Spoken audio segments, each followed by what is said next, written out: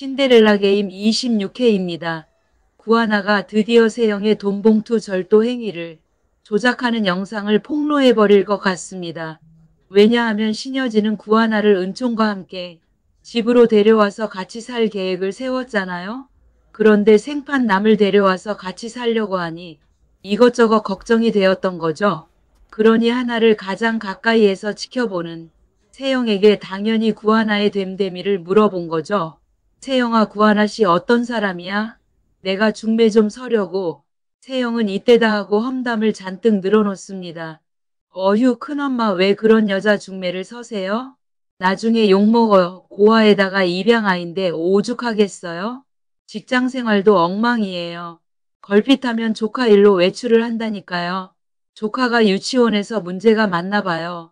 말이 조카지 애 딸린 여자나 마찬가지인데 중매 서셔도 되겠어요? 그러나 이 말은 오히려 세영이 신여진에게 미움을 사는 결과를 초래하고 말 것입니다. 아니 조카, 은총이 내 손주 잘 돌보아주는 게 무슨 흠이라고 인연이 이렇게 구하나를 애딸린 여자라고 흉을 보는 거야? 세영이 이거 못됐네. 이렇게 세영을 나쁘게 생각할 것입니다. 하지만 신여진이 구하나에게 딱 하나 걸리는 게 생겼어요.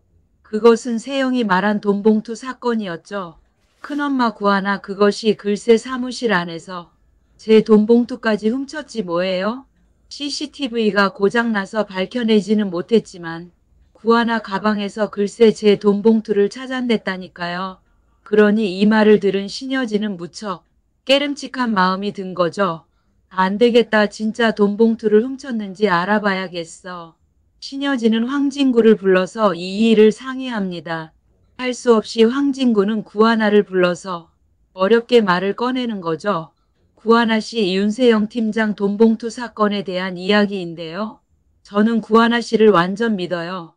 하필 그 시간에만 복도 CCTV가 꺼져 있었다는 것을 보면 누군가 구하나 씨를 모함하려는 의도가 보이거든요. 저는 이렇게 구하나 씨를 완전히 믿지만 그런데 불행하게도 회장님 귀에까지 이 사실이 들어가 버렸네요.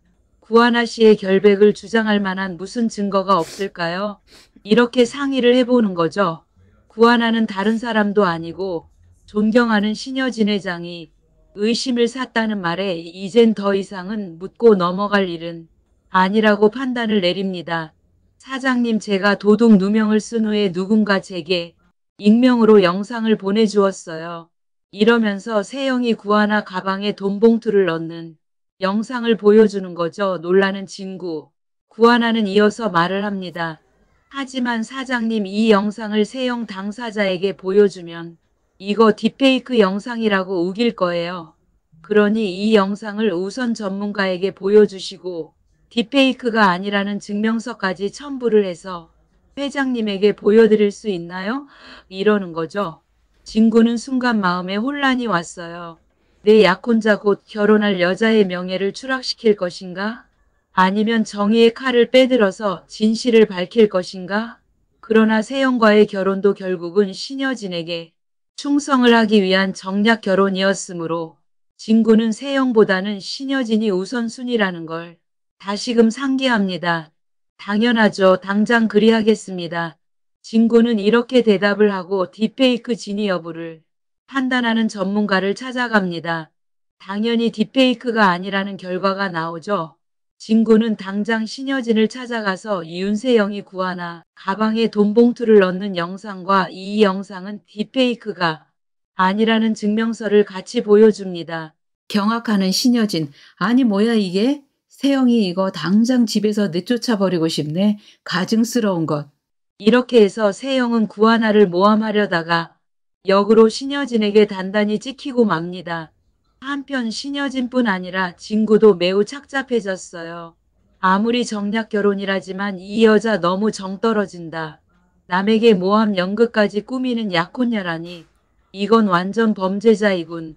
그런데 진구는 그 세영에게 결정적으로 마음이 완전히 식어버리는 결정적인 사건을 겪게 됩니다. 세영의 돈봉투 조작 사건으로 마음이 심란해진 진구는 혼자 술을 먹게 되었어요.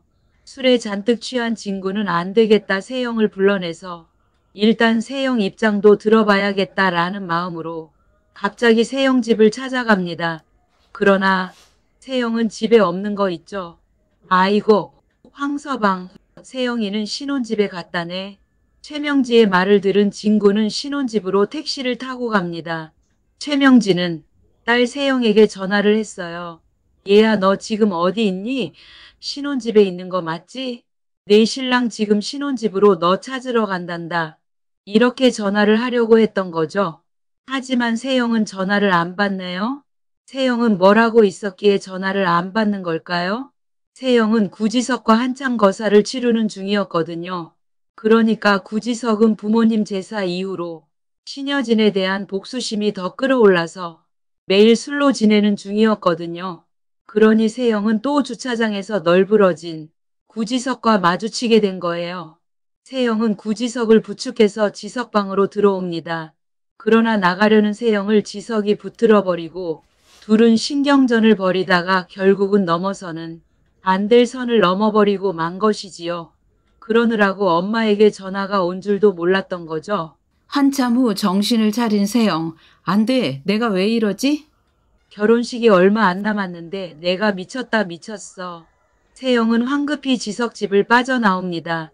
그런데 지석의 현관문을 여는 순간 헉아이고 황진구와 딱 맞닥뜨리게 된 거죠. 눈이 등잔만하게 커지며 그 자리에서 얼어붙어 버리는 두 사람.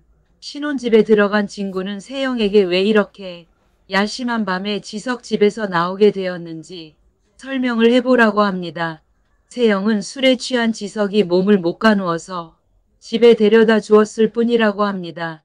그러나 진구는 그럼 헝클어진 머리와 번진 화장은 어떻게 설명할 거냐고 묻습니다.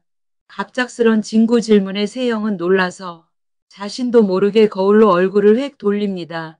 헝클어진 머리, 번진 입술, 화장 완전 빼박이죠. 그러나 세영은 끝까지 발뺌을 합니다. 하지만 진구는 곧바로 사람을 시켜서 세영이 미국에 있을 때 사귄 사람은 없었는지 조사해보게 합니다. 당연히 세영과 진구가 미국에서 몇 년 동안이나 동거를 했다는 사실이 다 폭로가 되는 거죠. 진구는 피가 끓어오릅니다. 이것들이 과거에 동거까지 해놓고 나에게는 그 사실을 완전 숨겨왔구나.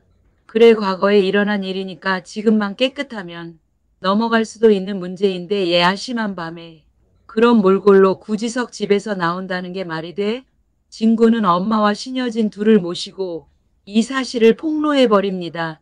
파오는 저 혼자서만 결정해버리면 안 될 것 같아요. 세영이 부정행위가 의심되는 행동을 저질렀기에 저는 더 이상 세영과 약혼 관계를 유지하지 않겠습니다. 저는 오늘부로 윤세영과 파혼을 하겠습니다. 그래서 결국은 황진구와 윤세영이 파혼을 하게 될 것이라고 해석을 합니다.